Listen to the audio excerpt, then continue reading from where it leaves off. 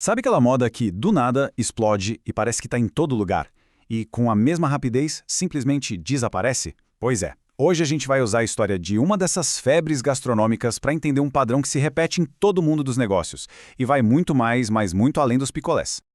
E aí, essa imagem te traz alguma lembrança? Teve uma época, não faz tanto tempo assim, que esses picolés gigantes e recheados pareciam ser a coisa mais incrível do mundo.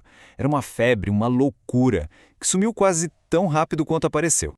Então, a nossa análise vai seguir essa jornada aqui, olha. Primeiro, vamos entender o que é a anatomia de uma moda. Depois, a gente mergulha de cabeça na febre das palhetas, desde o auge até o colapso. E no final, o mais importante, a gente vai tirar lições de como sobreviver a isso e ver como esse mesmo ciclo acontece em lugares que, olha, ninguém imagina. Para começar, a gente precisa entender o que é um negócio da moda.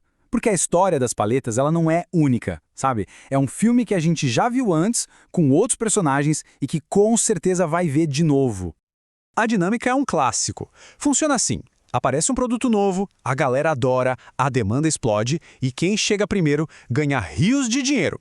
Isso acende uma luz de alerta no mercado e, de repente, uma multidão de gente corre para pegar um pedacinho dessa onda antes que ela quebre. E olha aí, não faltam exemplos, né? Antes das palhetas, a gente teve a febre do frozen yogurt, lembra? E dos cupcakes gourmet, e até das temaquerias, que no auge da moda você encontrava até em posto de gasolina. O padrão é sempre o mesmo, um crescimento absurdo, seguido de uma saturação que chega a ser sufocante. Bom, então vamos ao nosso caso de estudo, a paleta mexicana. Ela chegou com tudo parecendo um negócio perfeito. Era um produto que todo mundo conhecia, um picolé, mas com uma pegada gourmet que fazia as pessoas toparem pagar bem mais caro.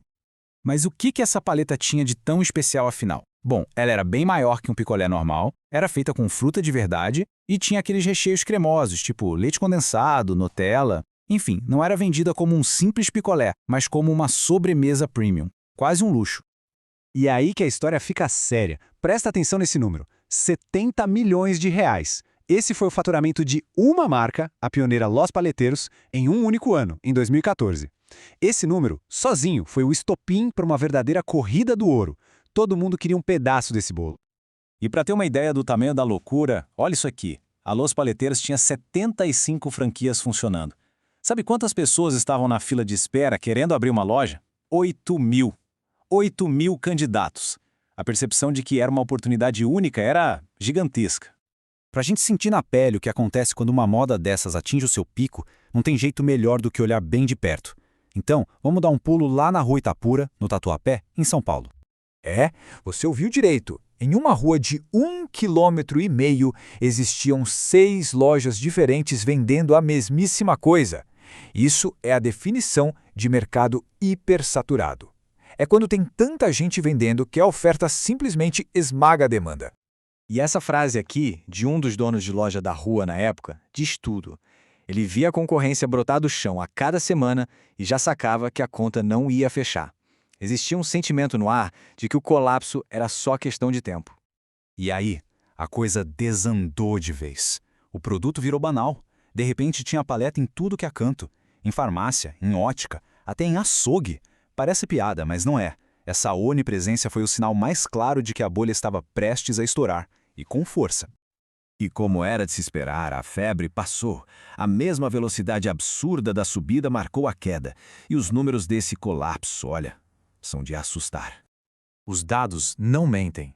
Uma reportagem do UOL mostrou que só 3 anos depois do início da febre, 6 em cada 10 franquias de paleta mexicana já tinham fechado as portas. 60%. É uma taxa de mortalidade altíssima para qualquer negócio. E o problema não foi só nas lojinhas, não. O impacto foi lá em cima, nas próprias marcas. No final de 2015, existiam 29 franqueadoras no mercado. A previsão dos especialistas na época era que, até o fim de 2016, pelo menos 18 delas iam simplesmente sumir do mapa. Ok? Um cenário de terra arrasada. Mas a pergunta que fica é: tinha como sobreviver a isso? O estrategista chamado Daniel Schneider analisou o fenômeno e montou uma espécie de guia para quem se arrisca a entrar no mercado da moda. A ideia central é a seguinte: para sobreviver, não adianta só ter o produto da moda. É preciso ter uma paixão real por aquilo, entender o negócio de verdade e, principalmente, criar uma experiência única para o cliente. É investir no ambiente, no atendimento e, mais importante de tudo, criar uma base de clientes fiéis antes de pensar em crescer. E a regra de ouro: nunca, jamais quebrar a confiança de quem compra de você. E agora a gente chega na parte mais maluca. Porque essa história toda, no fundo, não é sobre picolés. É uma lição sobre ciclos de mercado que acontecem em setores que a gente nem imagina. Olha só essa comparação. De um lado, o boom das paleterias. Do outro, o boom dos fundos de investimento. Parece que não tem nada a ver, né? Mas o roteiro é idêntico. Nos dois casos, a barreira para entrar é baixa, os lucros iniciais atraem uma multidão, o mercado fica saturado e no fim vem a fase de consolidação, com muita gente quebrando. E se você acha que a comparação é só uma coincidência, se liga nesse dado. Um levantamento mostrou que no ciclo de 10 anos, 6 em cada 10 gestoras de fundos multimercado deixaram de existir. É o mesmo índice de mortalidade das paleterias. O padrão é assustadoramente igual. Então, a grande lição aqui é essa. Não importa se é picolé gourmet ou gestão de ativos. Esses ciclos de euforia e depois de correção sempre deixam um rastro de destruição. O sucesso muitas vezes não está em entrar na moda, mas em conseguir reconhecer o padrão e saber como navegar nele sem afundar junto. E isso nos deixa com uma pergunta no ar. Se o ciclo sempre se repete, qual será que é a paleta mexicana de hoje? Se a gente olhar ao redor agora, para a economia, para a tecnologia, onde será que a gente consegue ver essa mesma dinâmica de euforia, saturação e um colapso iminente se formando? A história nos deu o mapa, basta saber ler.